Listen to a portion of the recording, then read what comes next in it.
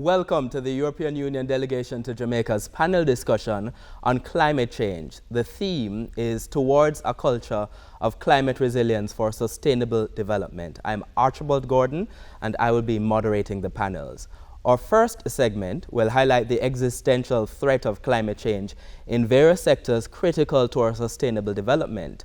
Our expert panelists will explore why climate change is an issue for Jamaica using relatable, practical, and concrete examples to deepen the understanding of participants about the issue of climate change and why climate change action is critical for our future.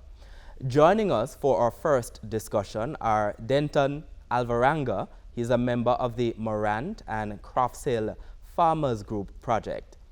Dr. Theresa Rodriguez-Moodie is Chief Executive Officer of the Jamaica Environment Trust, and Professor Tanisha Stevenson is Head of the Department of Physics in the Faculty of Science and Technology at the University of the West Indies, Mona. Ladies and gentlemen, and gentlemen, thanks for joining us.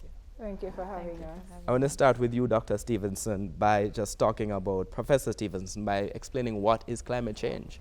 So when we speak of climate change, we're speaking of changes in measures of the climate, your rainfall, your temperature, your wind. These are changes that last for decades and longer, and they're changes that we can attribute to our own activities, the burning of fossil fuels, your oil, your gas, your coal, or deforestation, or approaches to energy and transportation, for example. And climate change is one of those controversial issues because there are a lot of people who say climate change, you know, it's a figment of our imagination, but there are in fact places which living things can no longer live in. Absolutely. Especially for us in the region, climate change represents a lived experience, so we don't have that luxury. But something coming out of recent assessments from the Intergovernmental Panel on Climate Change, as a group of scientists coming together to assess the state of knowledge of climate change. Every inhabitable region on this planet is experiencing some form of climate change. And so nowhere on this planet is there a luxury to suggest that climate change is not real. And you have been, you know, in a particular position to be able to speak to this because you're a lead author on that United Nations Intergovernmental Panel on Climate Change 6th Assessment Report, and also working as a co-director of the Climate Studies Group at the University of the West Indies, Mona. And in 2020, you produced a report that talks about some of those areas that you're talking about, and I want to go through them. First is this issue of rainfall, and the report says that the Caribbean as a whole will gradually dry through the end of the century. Why is this an issue? So remember, for us, water availability is crucial, water security, water quality. And so when we look at climate change projections, we use computer models to help us to understand what are the possible future outcomes on our climate. And what we notice is that rainfall, we have seen a drying trend likely to emerge as we approach the end of century, already emerging right now into the end of century. That has implications for water. We're seeing increased temperatures. So already, Archibald, we can speak to climate change that's already observed. Higher temperatures, more extreme temperatures, more intense hurricanes and more frequent hurricanes coming through our area. We can speak to hotter oceans, warmer sea surface temperatures. All of these are patterns in the climate change that we're already experiencing. And the computer models we use suggest that it's only going to intensify as we move into the future. If we use rainfall as an example of that, according to the projections, the 2030s will be 4% drier, 2050s will be up to 9% drier, and at the end of the century, up to 21% drier. And I want to talk about the impact on various sectors, because just to bring in Dr. Rodriguez-Moodie here, this has an impact on a range of different sectors in the country. What's the impact? So the sectors that we're concerned about would be agriculture, tourism, forestry, water sector, but also health, right? And remember, water is one of those that it affects everything. And so any sector that depends on water quality, water availability, is going to be impacted greatly. One of those sectors is farming. And that's an area in particular, and agriculture, that JET is particularly concerned about. Why are you so concerned? Food security. you know. That's something that we have to be concerned about. If we are not able to produce our own food, we are going to become reliant on imported food.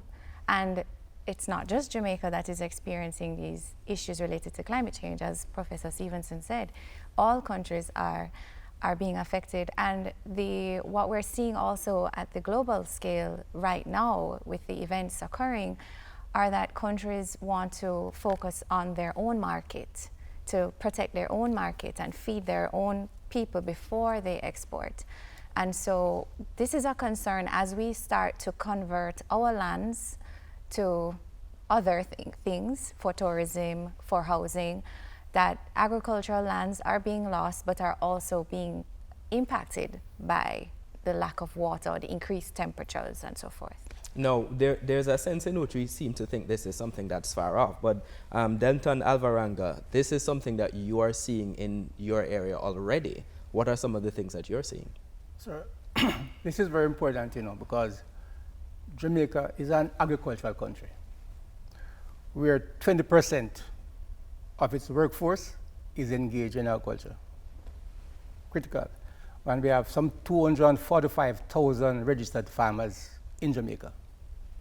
So I want us to look at it, at the devastating impact that climate change can have or is having on the farming sector. Now in Clarendon, North Central Clarendon, there, the Morant Crosshill area, farmers are feeling, they are experiencing the effect of climate change. Normally, this area used to have a lot of tree crops, permanent crops, your coffee, your cocoa, your citrus, your banana, sugarcane. Now, a lot of these crops are on the decline for a number of years now. And that certainly has impacted the livelihood of many farmers. Many of these farmers here, which, well, basically this area falls within the Rimina watershed area, have very steep slopes. And most of these farmers have been working on the hillsides. And as a result of that, we have seen quite a bit of deforestation, where farmers, you know, have also cleared lands to establish crops and for burning for fuel. You know, we have also seen a lot of erosion, you know, based on the farming practices, the bad farming practices that the farmers employ within this area. You know, we have seen that. Also, the rivers, right now, the rivers, the water source is very, very low. The rivers, the Pinders River, the Thomas River, the Rio Minho, very, very low. You've seen less rain than ever before, according to you. That is correct. That's correct. And erosion is rampant. You know, so these are some of the effects that we see there. Right now, there's drought. Well, not drought, that dry spell within that area right now, dry spell, which certainly is having an impact as it relates to food security. Very, very much so, because normally, you see, 80% of our farmers in Jamaica depend on rainfall to do their farming. And once there's a decrease in that rainfall, and right now we have two planting seasons in Jamaica, the spring and the fall. We are in the middle of the spring planting season now. And I can assure you, sir, that we are nowhere near what we had expected to plant or to establish in respect of crops. You know, and also the crops that have been established, they are struggling, they are suffering. Drought is on them.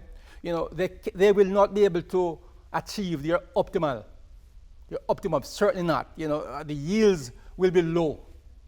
I can say that. So certainly there's an implication for national food security. No, I want to talk about some of the issues that you raised a moment ago, but I'll get to them just in a moment. In terms of some of the strategies that are being taken to actually address this issue, because it is important for us to understand that even as this is an important challenge, there are strategies that are taking place. But I just want to set the context of the climate change discussion a second by going back to you for a second, Dr. Stevenson, to talk about the impact.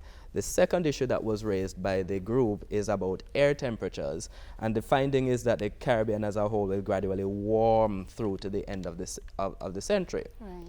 When you look at the percentages on the, it says a mean temperature increase from about 0.48 to 0.56, 0.86 to 1.6 to 1.5 degrees Celsius by the 2050s. Doesn't sound like a lot, is it?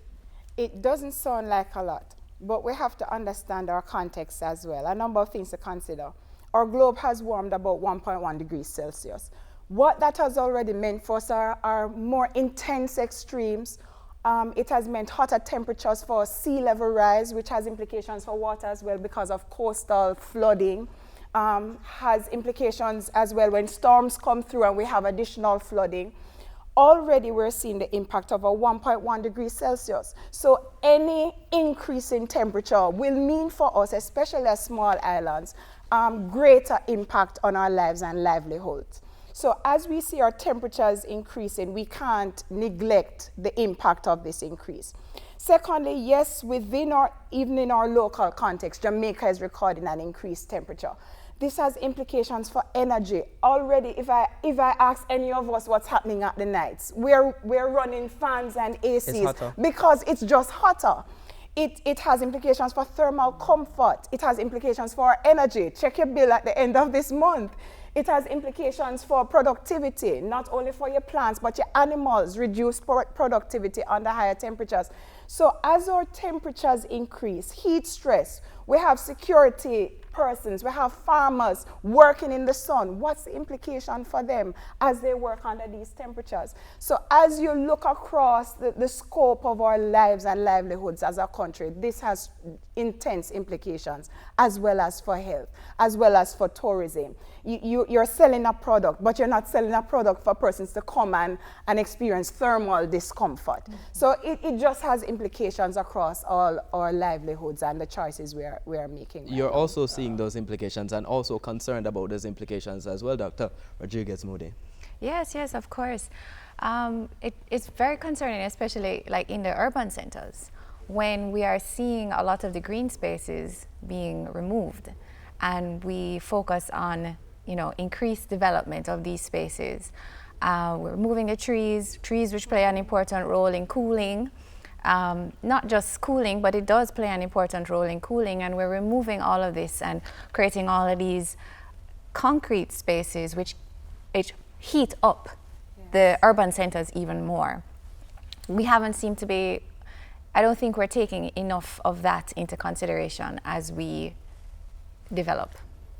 Yes, just want to make a point here back on national food security. Presently, as a country, our annual food import bill stands around $1 billion US, and it has been so for a number of years now.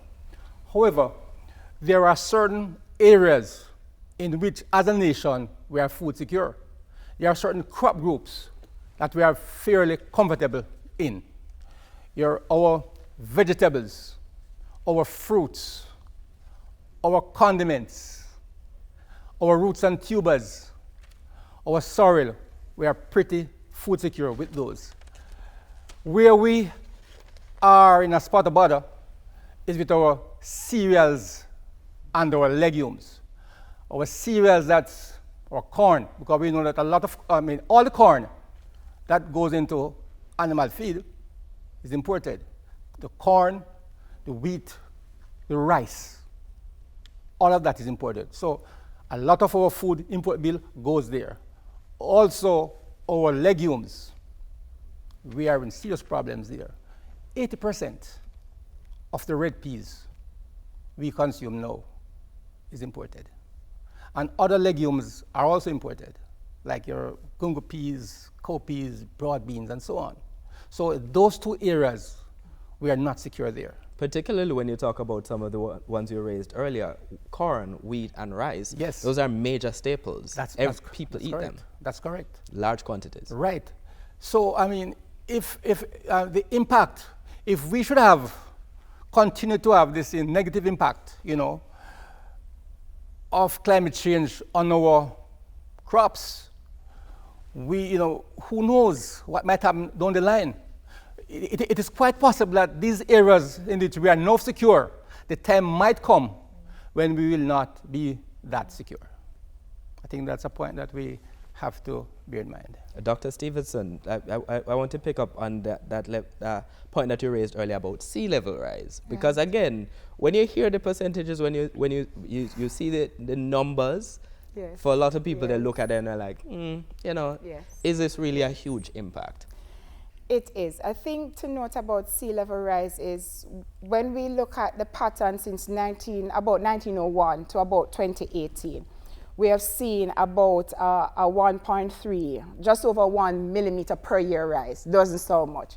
What the science is showing us is as we look at decades, like between 2006 to 2018, the rate of increase is heightening. That is to say, we are accelerating in sea level rise, the rate of sea level rise. It doesn't look like much, but just pass through health shot and you see the impact on lives and livelihoods. We no longer have access there. And other coastal areas across our region. Beach disappearing. Absolutely. Places when which the used to be now in the middle of the sea. Absolutely. When storms come through, the amount of coastal flooding we experience is increasing because of that incremental sea level rise. If we look at coastal flooding, again, the instances of coastal flooding is increasing. So it does not look like much, but it impacts on us. We look at water and any kind of reservoirs we have near the coast, where we have saltwater intrusion. And so again, it's going to impact on water quality.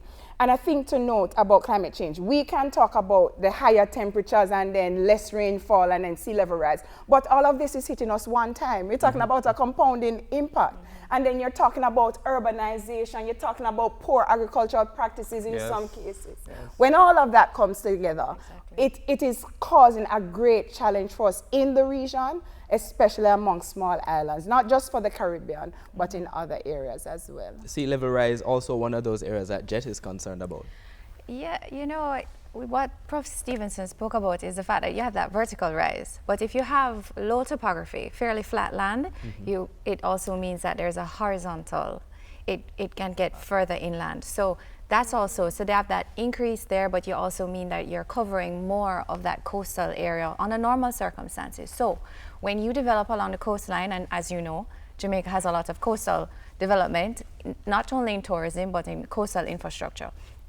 When you develop along the coastline, what that means is that you have less space, less of that zone of protection. Yes. And I don't think many people understand that a beach, a coastline, it's dynamic. Beaches are dynamic. So today I might go and I might say, whoa, this is a massive stretch of beautiful sand, but check it in summer or check it in winter and it changes. And what happens is we tend to build in these zones, lock in the sand which is necessary for that movement to leave that beach dynamic. And we have these problems. So our policy, for example, our existing setback policy, is it adequate? Has it adequately considered the fact that climate change projections, they've been constantly revised in more recent times with scientists have a better grasp and understanding of what this means. Has those policies moved with that? So existing now, I think, is a setback of about 30.5 meters. Is that adequate? We already have a lot of developments, especially in areas like Negril, that are in breach of some of that setback. And what this means is that you have the likelihood of intense damage with the more intense hurricanes, the more powerful storms, that damage to our GDP, both at the macro level and then at the local level to the smaller developments or infrastructure that's there, that's going to be massive, and it's just going to compound and increase as time goes on. Mr. Alvarenga, you wanted to raise a point. Yeah, just to bring up that point, the plains of Veer. Now, those plains used to be in sugarcane to a large degree. Over time, we have realized that some of those soils have become saline. And if you should go there now... Salty. Exactly so. Pretty salty.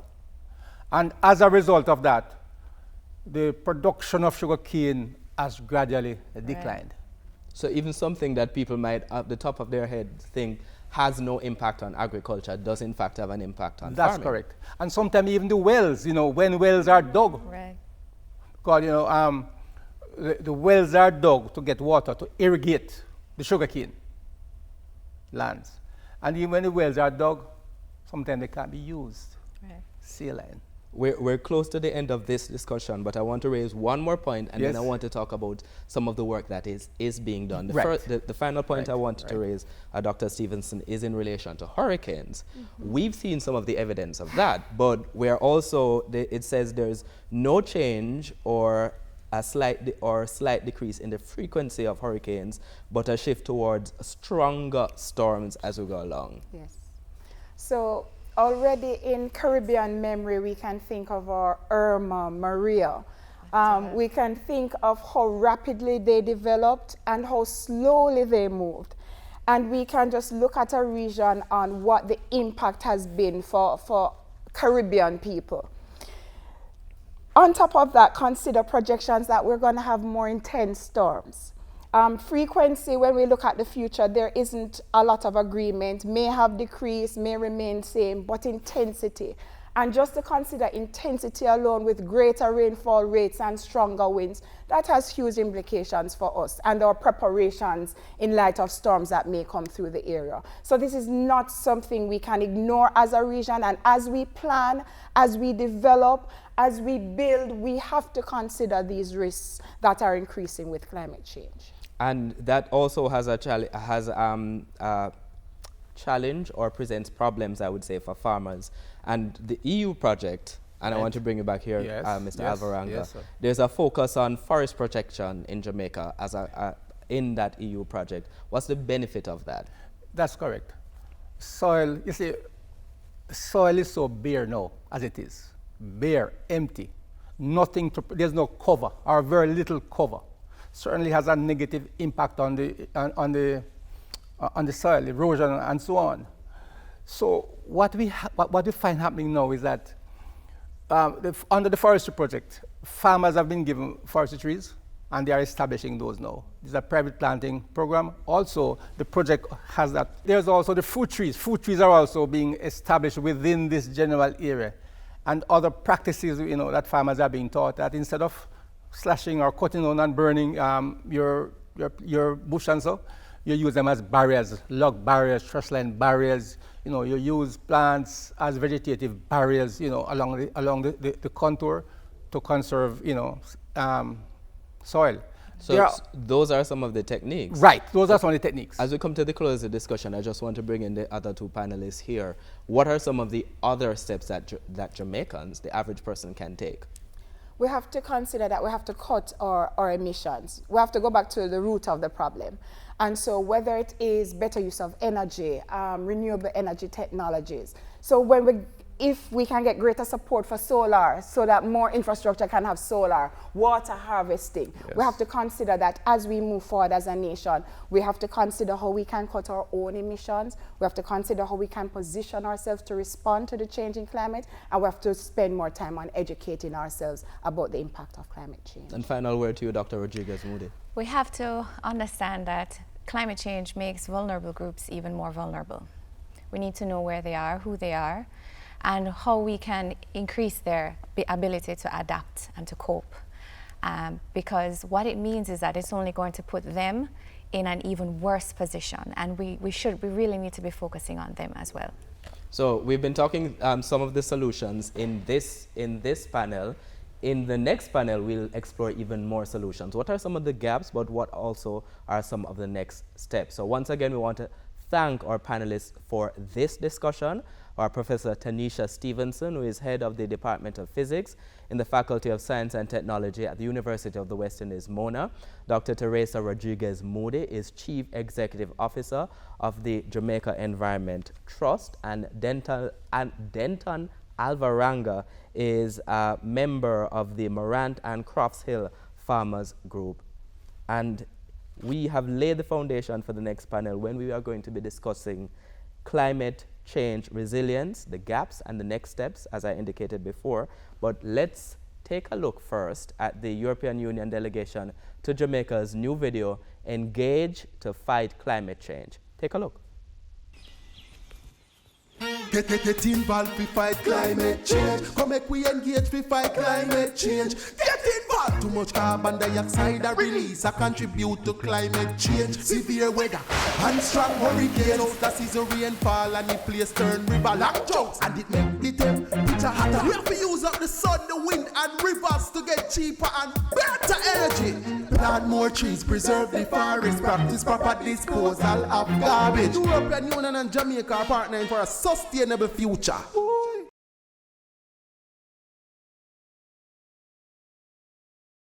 That was the European Union delegation to Jamaica's new video, Engaged to Fight Climate Change.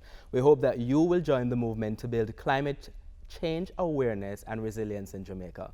So our second and final panel discussion is about climate change resilience, the gaps, the next steps, and importantly, the role of partnerships as well as the general public. Now we're going to be talking about the actions being undertaken by the government of Jamaica to address this issue of climate change, and we will also be featuring areas of partnership between the European Union and Jamaica and achievements in climate adaptation, mitigation, and disaster risk reduction, as well as local and global actions for climate change. Our panelists for this segment are Professor Dale Weber, who is chairman of the Climate Change Advisory Board in Jamaica. Gillian Guthrie is Chief Technical Director in the Ministry of Economic Growth and Job Creation. And Marian Van Steen is Ambassador. She is at the European Union delegation in Jamaica. I want to thank all of you for continuing this really important discussion, and I would like to start with you, Ms. Guthrie, by talking a little bit about some of the important steps that we have been taking, because in our first segment we talked a little bit about the problem, but it's important to understand that while gaps exist, we have in fact been taking some action, and I want to start by talking about the role that Jamaica has been playing. Where does climate change rank as a government priority? Thank you very much. And I just say that for the government of Jamaica, the climate change issue and the agenda is priority number one. We believe that this particular issue is the foundation of economic growth and development and social well-being. If we don't get the climate change agenda right, then the economy will also be impacted negatively, and so will the quality of life that all Jamaicans experience. So we believe that this is something that the government has prioritized and is working assiduously to bring the population along, sensitize them to the importance to actively play a role in mitigating and adapting to climate change impacts. So putting the climate change and sort of making climate change front and center in the Ministry of Economic Growth and Job Creation is one of those actions. Yes. What are some of the others? Okay, so we are well placed in the Ministry of Economic Growth and Job Creation because not only do we have the Climate Change Division, which is very active in terms of charting the climate change agenda, but we also have the environment portfolio in the ministry. And these two portfolios work hand in glove to address the climate change impacts. For the ministry, we are responsible for policy and legislative framework. And we also do projects and programs as well to address the issues that concern all Jamaicans with respect to climate change.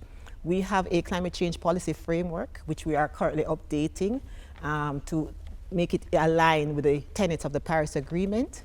We are working on what we call a low emissions climate resilience strategy for Jamaica, looking at how it is that we transition to low carbon infrastructure and how it is that we build resilience of the country to grapple with all the attendant issues related to climate change.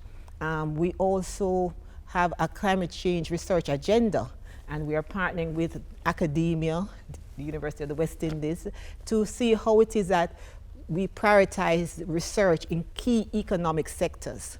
What it is that we need to do in these sectors in terms of innovation and frontally addressing issues related to climate change. So these are just some of the things we are doing. We have projects that we very kind support from the European Union, for instance, in the forestry sector that has helped us to advance the climate change agenda in Jamaica as well. And you mentioned the European Union there, and that's where I want to go with Ambassador next, because you're a big supporter of these climate change initiatives.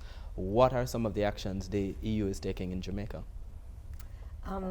Thank you very much. That's a very big question because we're actually doing a lot together with Jamaica. And indeed, as was said before, climate change is for us as well highest priority on our agenda.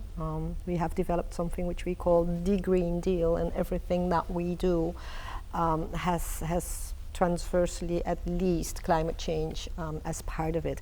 And when I say everything that we do, that is also including the work we do with other countries, with our friends and allies, with Jamaica. So most of our projects, if not all of our projects, will have some component which has to do with sustainability, the fight against climate change, preservation of the very rich biodiversity here in the country. But let me just say one thing.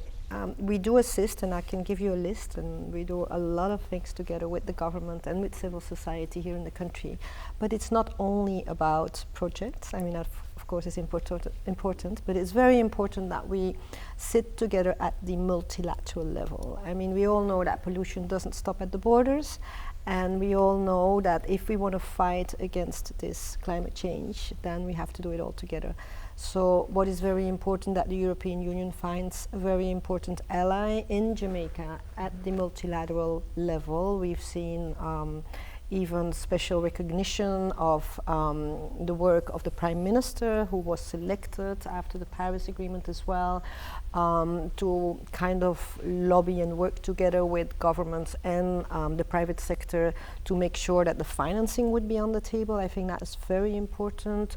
We've also seen the commitment of the Prime Minister and of course the entire team, the government, Minister Samodo, to really have climate change very high on the agenda. The 3 million trees that he wishes to plant before the end of his mandate. So we do really see in Jamaica a partner in this. And then of course I can come in with all the projects that we are financing. There are many, and there will be more in the future. It is really our priority. The forestry sector, which has been mentioned, is one of the biggest ones.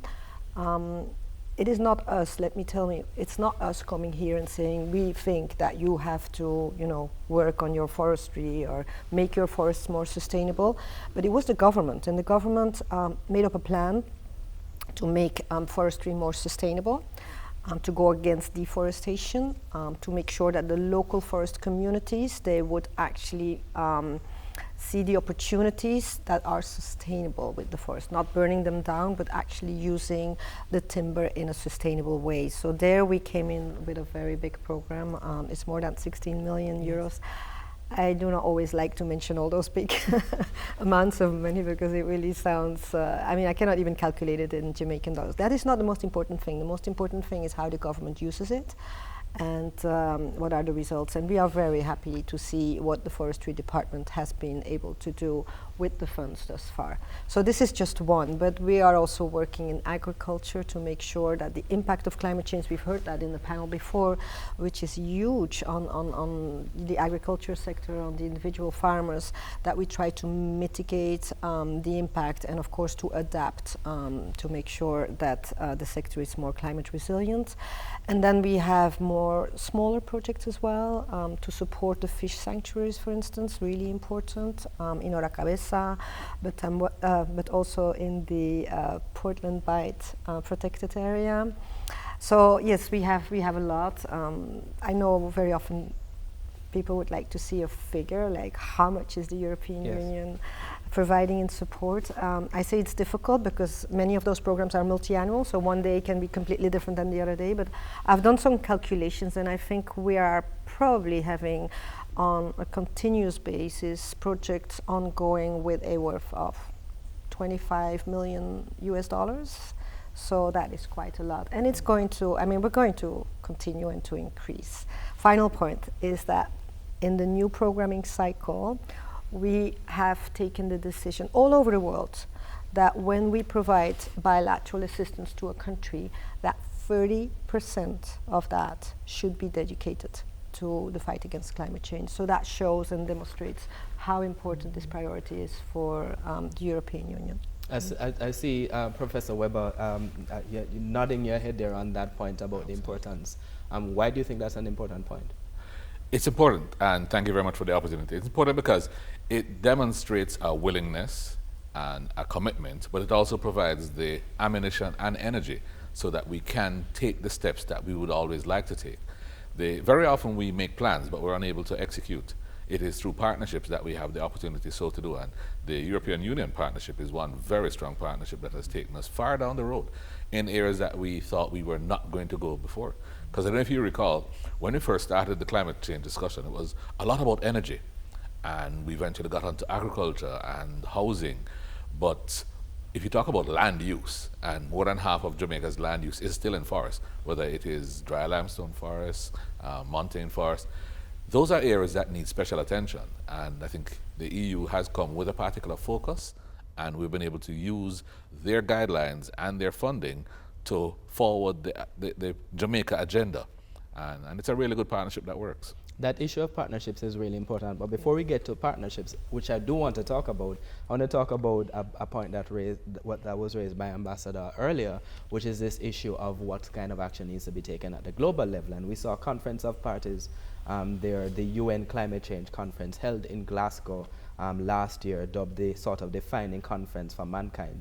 Did it, from your perspective, live up to expectations? I would say yes and no.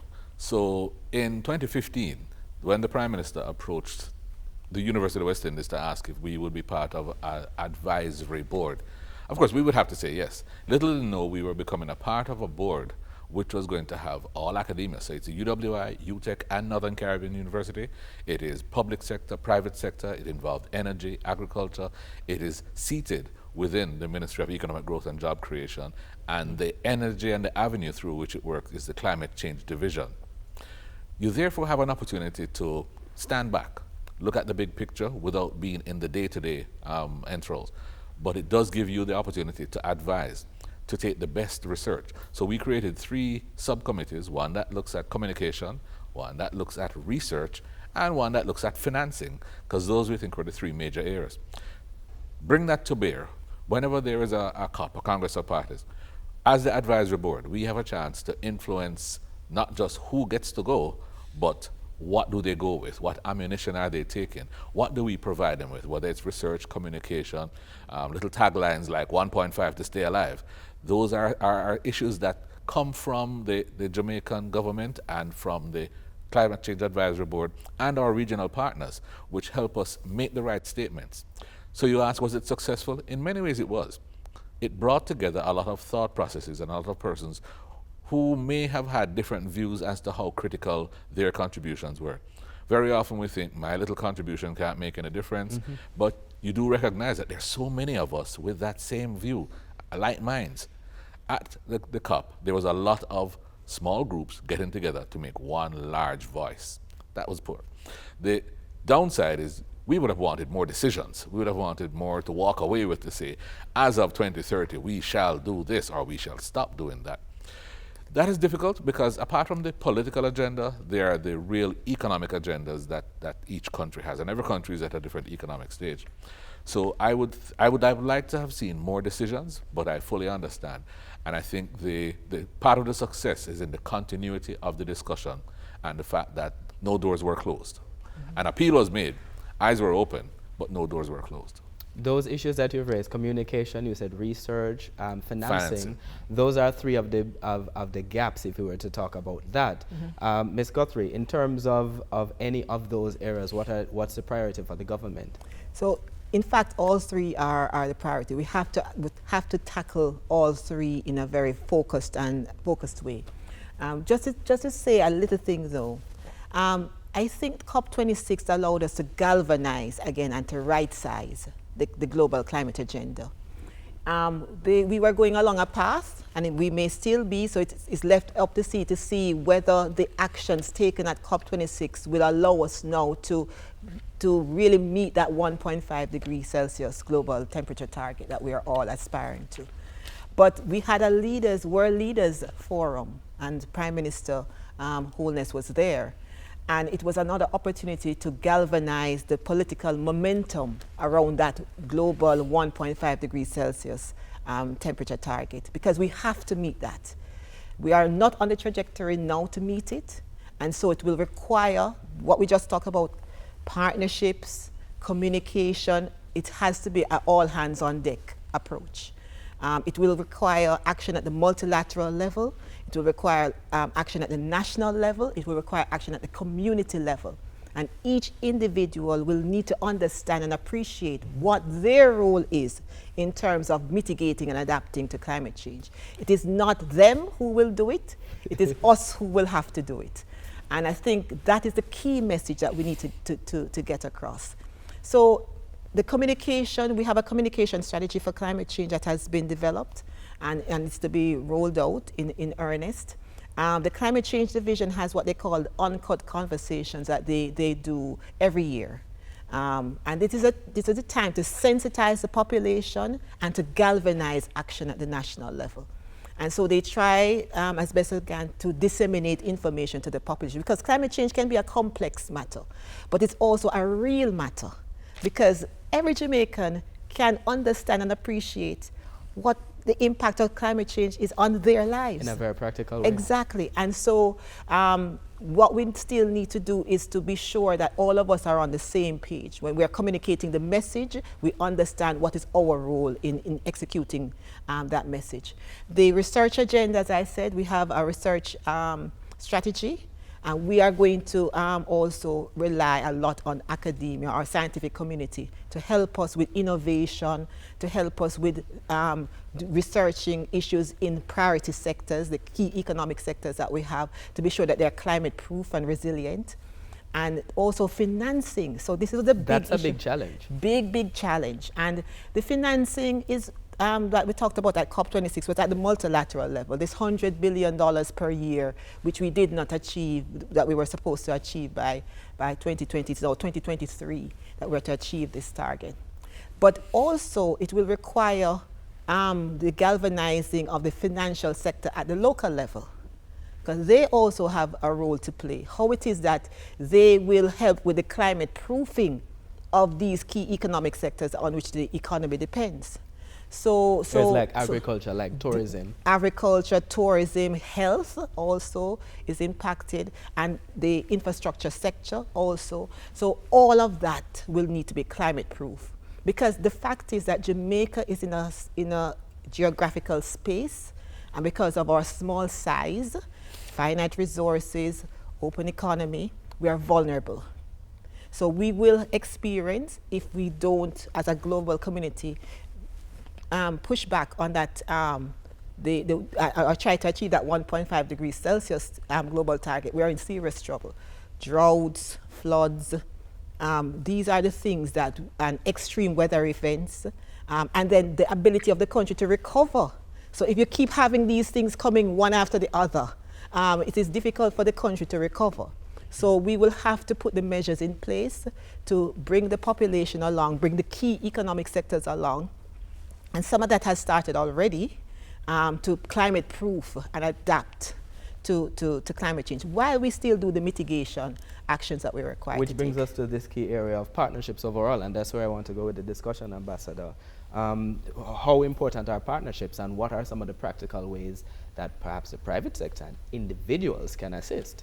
Because this is not just a them versus doing thing, as we've been saying. And actually, I mean, I wanted to say a word about this multilateral forum, the COP, because I mean, I'm accompanied with people who are really experts, and also the panel before, but maybe people do not really know what we're doing at the multilateral level. And in those COPs, Conference of the Parties, we actually bring together all the governments of the world. Of course, we will also bring in the private sector, the civil society, the youth.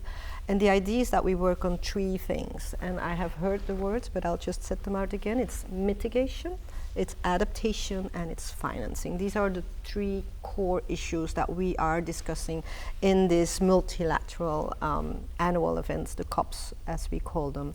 Now, mitigation, what it is just making sure that the temperature does not rise faster. We are at 1.1 What do we do to reduce Celsius. What is happening now?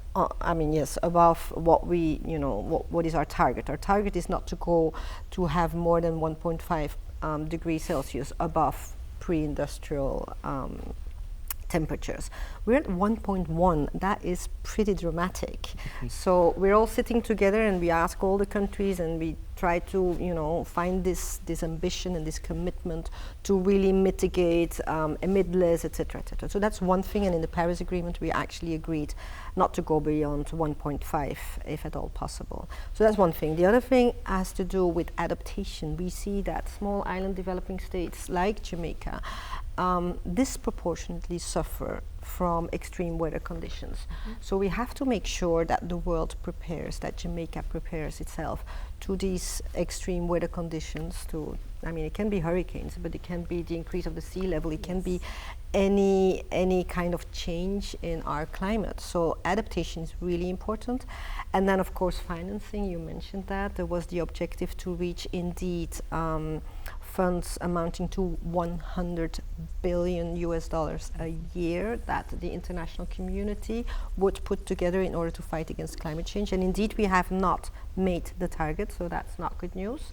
I think we reached around 80 billion a year, and now the target has moved to 2023.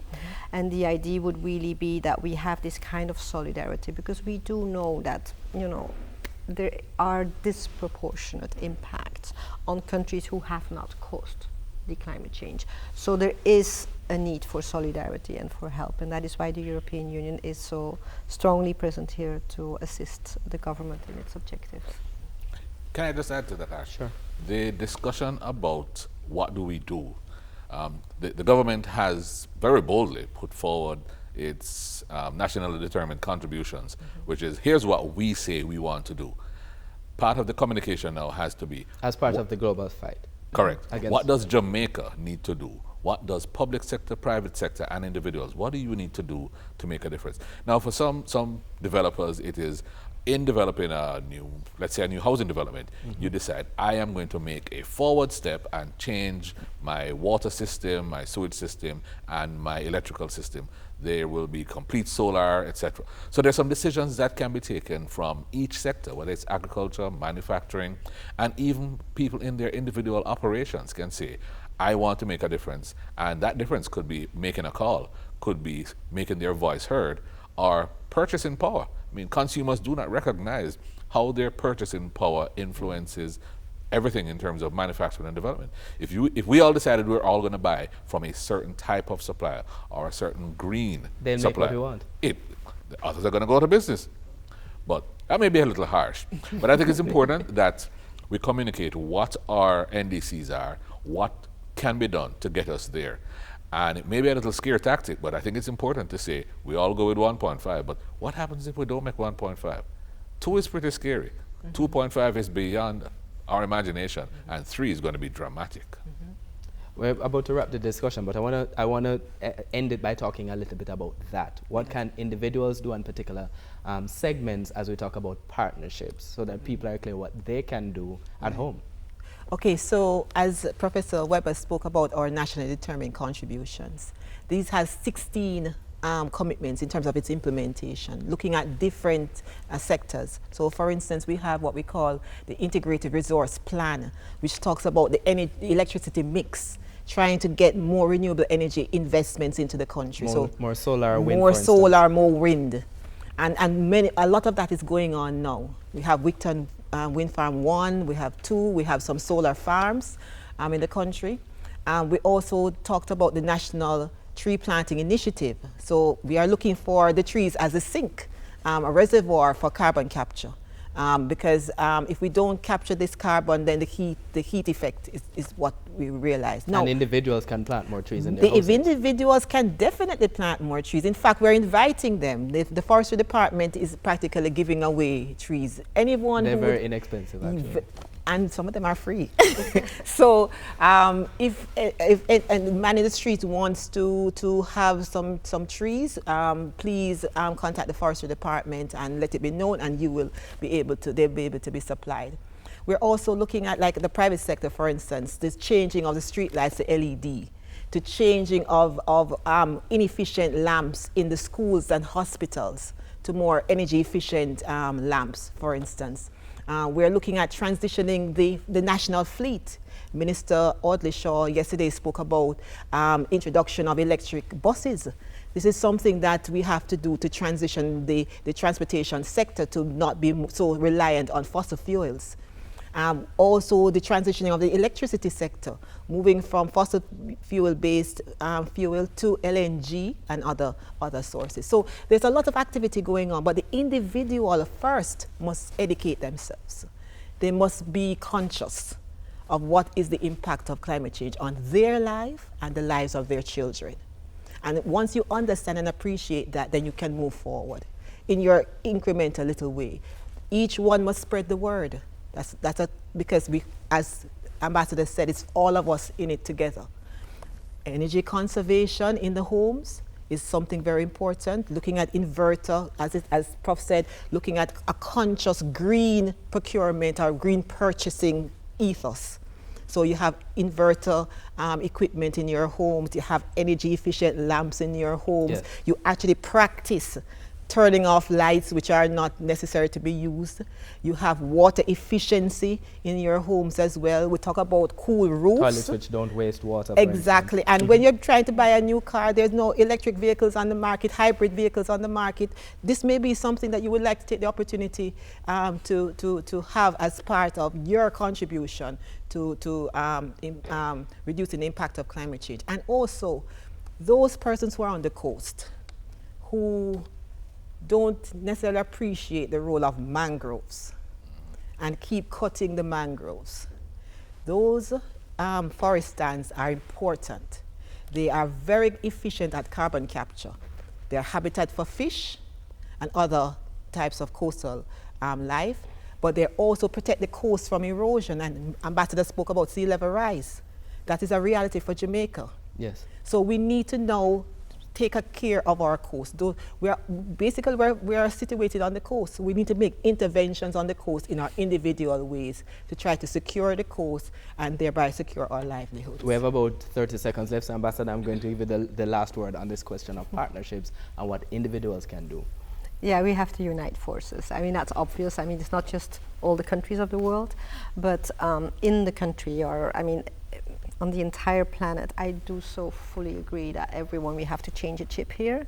Like, we have to wake up in the morning and think about, you know, whether we let the water running or not when we brush our teeth. I mean, these are very small things, but we need to think what we buy, how we live, what we eat, what we consume, and all of that will then go to the second level, which is the private sector, because indeed, if there is no demand for plastic bags in the supermarket, then the plastic bags will disappear. So all of that has an impact. But let me also stress, it's not only the individuals and it's not only the private sector. We've tried a lot to do all of this fight against climate change in a voluntary way, and it has not worked. So we do need the government, we do need the authorities, and we need binding rules, because otherwise, you know, we can talk a lot and we can have lots of ambitions, but it may not happen. So I really do think the role of the government is important, and I appreciate very much what the government is doing, but it is important in terms of, I mean, everything that you refer to, but also education. I think it is also a responsibility of the government to educate the people, that you know, when they go to school, when people, you know, kids grow up, that they know that they do not just throw away their little can on the street or their plastic bottle. That government sets the direction. So I think we all have to work together, every single person, private sector of course, but not least the government as well, to make sure that it's binding. And I will conclude by saying that as from the European Union, we have decided that indeed we have to go towards a binding package. So we have now committed ourselves to become climate neutral by 2050.